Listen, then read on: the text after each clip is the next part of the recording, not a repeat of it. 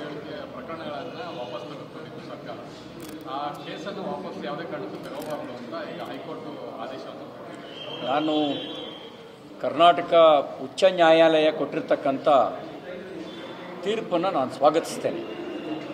ಒಂದು ಕಡೆ ಕಾಂಗ್ರೆಸ್ ಪಾರ್ಟಿ ಸರ್ಕಾರ ಆ್ಯಂಟಿ ಕಮ್ಯುನಲ್ ಫೋರ್ಸ್ ತರ್ತೀವಿ ಅಂತ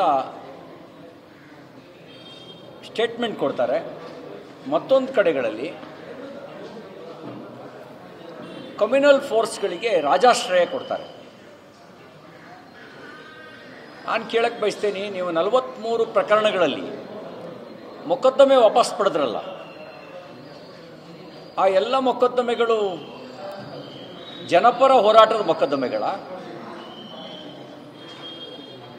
ಕನ್ನಡ ಚಳುವಳಿಗಾರರ ಪ್ರಕರಣಗಳ? ರೀ, ಇನ್ಮೇಲೆ ಮನೆ ಕೆಲಸಕ್ಕೆ ಹೆಲ್ಪ್ ಮಾಡ್ಬೇಕು ನೀವು. ಯಾಕೆ ನಿಂಗೆ ಎಲ್ಲರ ಕೆಲಸ ಸಿಗ್ತಾ? ಕೆಲಸನ ನೋವೇ, ನಾನೇ ಬಾಸ್ ಆಗ್ತೀನಿ. ಬಾಸ್? ಅದೇಗೆ? ಬಾಸ್ ವಾಲ್ ಬಾಸ್ ವಾಲ, ಬಿ ದ ಬಾಸ್.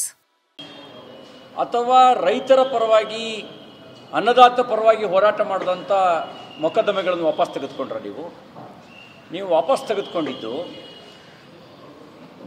ಪೊಲೀಸ್ ಠಾಣೆ ಮೇಲೆ ಬೆಂಕಿ ಹಾಕಿದವರು, ಸಾರ್ವಜನಿಕ ಆಸ್ತಿಪಾಸ್ತಿಯನ್ನು ನಷ್ಟ ಮಾಡಿದವರು,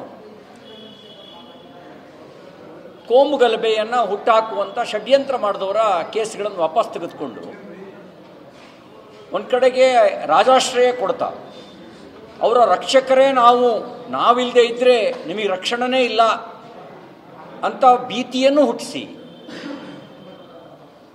ಅವ್ರನ್ನ ವೋಟ್ ಬ್ಯಾಂಕ್ ಮಾಡ್ಕೊಳ್ಳೋಕ್ಕೋಸ್ಕರ ಕಮ್ಯುನಲ್ ಫೋರ್ಸ್ಗಳನ್ನು ಬೆಳೆಸೋ ಕೆಲಸ ನೀವೇ ಮಾಡ್ತೀರಿ. ಇನ್ನೊಂದು ಕಡೆಗೆ ಆ್ಯಂಟಿ ಕಮ್ಯುನಲ್ ಫೋರ್ಸ್, ನಿಮ್ಮ ಕ್ಯಾಬಿನೆಟ್ಟಲ್ಲೇ ಕಮ್ಯುನಲ್ ವೈರಸ್ಸು ಆವರಿಸ್ಕೊಂಬಿಟ್ಟಿದೆ ನಿಮ್ಮ ಕ್ಯಾಬಿನೆಟ್ಟಿಗೇನೆ. ಆ ಕಮ್ಯುನಲ್ ವೈರಸ್ಗೆ ಟ್ರೀಟ್ಮೆಂಟ್ ಫಸ್ಟ್ ಕೊಡಿ,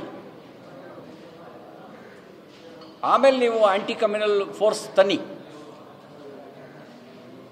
ನಿಮ್ಮ ಸಂವೇದನೆ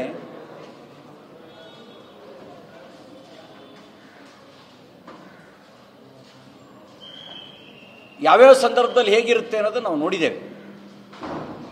ಹಿಂದೂ ಕಾರ್ಯಕರ್ತರ ಸತ್ತರೆ ರೌಡಿಗಿ ಶೀಟರ್, ಹಾಗಾಗಿ ಅವನ ಮನೆಗೆ ನಾನು ಹೋಗಲ್ಲ. ಹಿಂದೂ ಅಲ್ಲದವರೇನಾದ್ರು ಹತ್ಯೆ ಆದರೆ ನಿಮಗೆ ಕರಳು ಕಿತ್ತು ಬರುತ್ತೆ.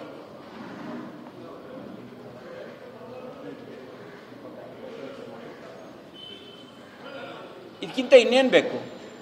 ಹಾಗಾಗಿ ರಾಜ್ಯ ಉಚ್ಚ ನ್ಯಾಯಾಲಯ ಕೊಟ್ಟಿರ್ತಕ್ಕಂಥ ತೀರ್ಪು ಸಮಯೋಚಿತ ತೀರ್ಪು. ಇಂಥ ನಿರ್ಣಯ ತೆಗೆದುಕೊಂಡು ಇಡೀ ರಾಜ್ಯವನ್ನು